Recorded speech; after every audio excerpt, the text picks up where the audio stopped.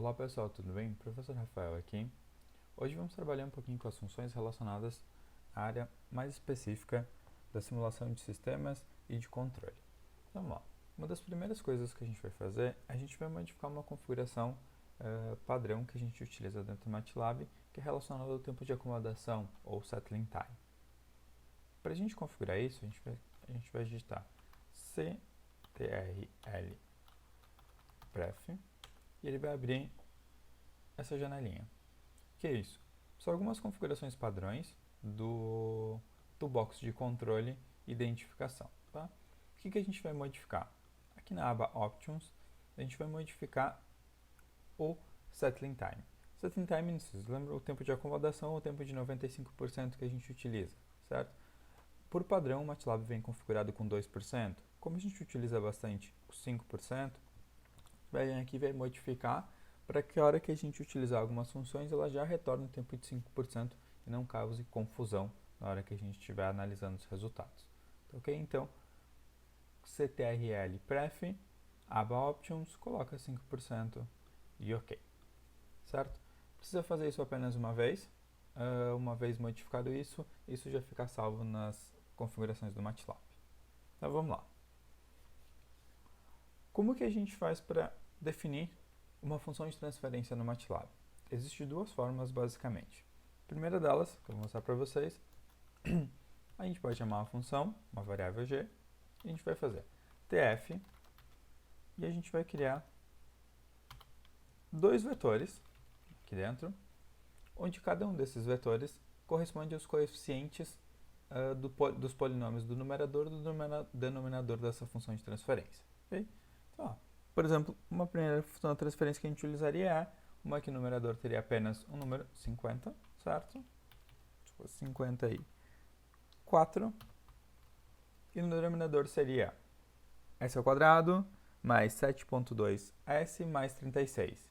Então, a gente seria 1, que é multiplicando o s ao quadrado, 7.2, que multiplica o s, e 36. Certo? Então, aqui a gente teria, e essa seria a nossa função. O numerador teria 50 sobre s ao quadrado, 7.2s mais 36.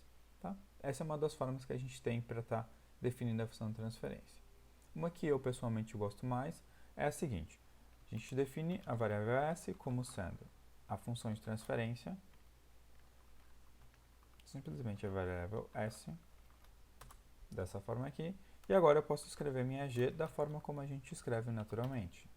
Por exemplo, eu vou chamar essa de g2, 50, dividido por s elevado ao quadrado, mais 7.2 vezes s, mais 36.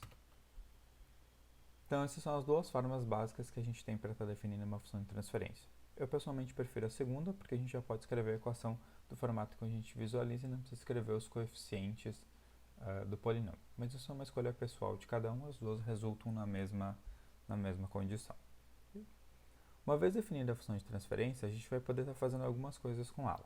Tá? A gente vai ver algumas funções básicas hoje que a gente pode estar utilizando. A primeira dela é visualizar a resposta temporal de um step, uma resposta à entrada de um degrau unitário. Então a função chama-se step, okay? E você vai colocar aqui a função. Vou colocar g ou g1, g2, tanto a g ou a g2 são a mesma função, vou colocar step g. Quando eu der esse comando para o MATLAB, o que ele vai fazer é, vai aplicar um degrau unitário na entrada desse sistema e eu vou obter a resposta temporal. E ele vai gerar essa figura para mim visualizar. Okay? Então aqui nessa figura eu vou poder estar interagindo e vendo algumas informações que essa figura está me dando.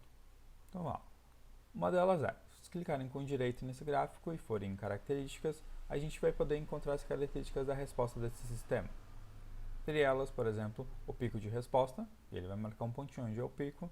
Se a gente clicar com o mouse em cima, a gente consegue visualizar qual que é a amplitude do sobresinal, nesse caso aqui 1.64, qual que é a porcentagem desse sobresinal do nosso máximo pico, 9.48, e qual é o tempo do pico, que é 0.652. Tá? Então essa é uma das informações que a gente consegue visualizar. Outra informação que a gente consegue visualizar é o settling time, que é o tempo de acomodação. Lembre que lá no comecinho a gente configurou esse tempo para que ele fosse de 5%. Então, se você colocar aí o mouse, vai estar aparecendo o settling time 0.872. Tá? E esse é o tempo de 5%. Tá?